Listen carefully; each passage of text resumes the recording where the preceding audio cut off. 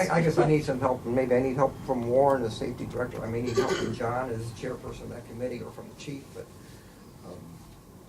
who is providing oversight, who's providing, or ultimately gonna make these decisions as to what direction we go with this thing? I guess I'm looking for answers on this thing. Warren, I thought you were kinda headed in one direction the other day, but maybe I don't know. Well, I guess I don't understand.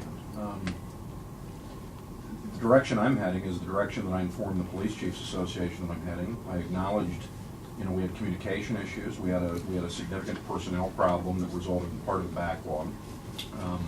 I'll acknowledge that the City of Canton, did not probably communicate that well to law enforcement. My commitment, that I've made to the Police Chiefs Association and I'll make publicly now, is that right now, as it sits, the crime lab is under the authority of the Canton City Police Department, which is in my chain of command. And our number one goal was to stabilize the situation of the crime lab, to eliminate that, secondarily to eliminate the backlog.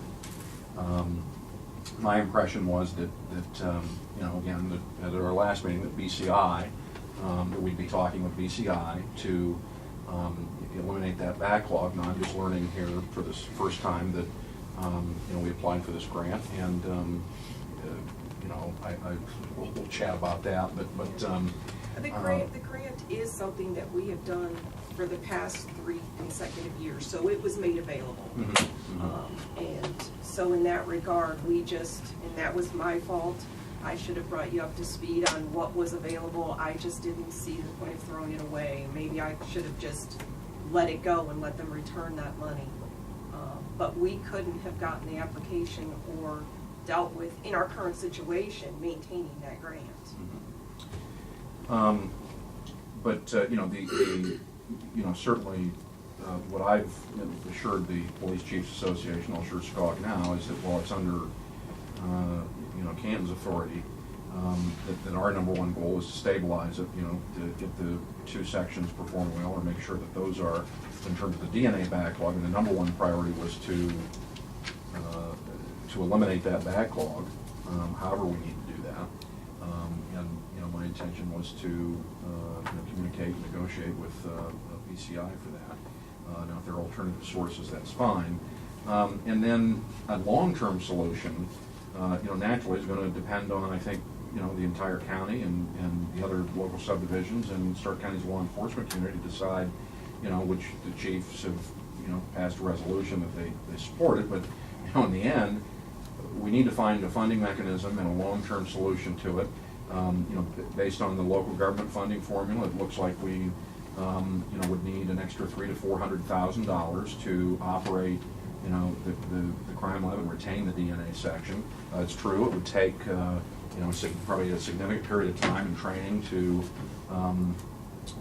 to get that up and running and to avoid future backlogs. There are a number of different issues that, resulted in that crime lab, those backlogs. And, I think at least since May 7th, when I was, sworn in as safety director, within 4 days, I'm at the governance board meeting, and spent hours with the crime lab director and the chief and the sheriff, to try to reach a resolution of this. And in talking to law enforcement, I know there's a lot of support for it, but there's also a lot of unknown as to what the new BCI is going to look like, how long that's going to be sustained, whether if you even would conceptually switch to BCI and just say, hey, we're going to rely on BCI for all of our evidentiary work. How, is that sustainable? Is the next administration at the state level going to continue that? And we've had this crime lab from my understanding from about the year I was born, so we're looking at about 40 years.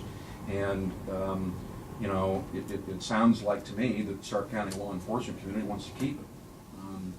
And it's just a matter of determining, what authority it's under, which, if it stays under Canton, technically, I think we're naturally, I hope in tone and in commitment and in action that, Michelle's here.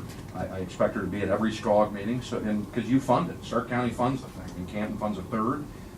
But it's Stark County's crime lab, and you know, we want to be open, and we want to involve the county moving forward. I don't know what else to say other than that. I mean, but my commitment hasn't changed. I mean, and neither is the plan.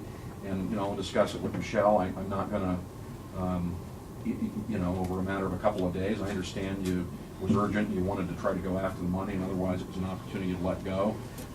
But, I mean, aside from that, or the administrative oversight between, I don't know, Friday and today, I'm not going to discuss that in a crime lab or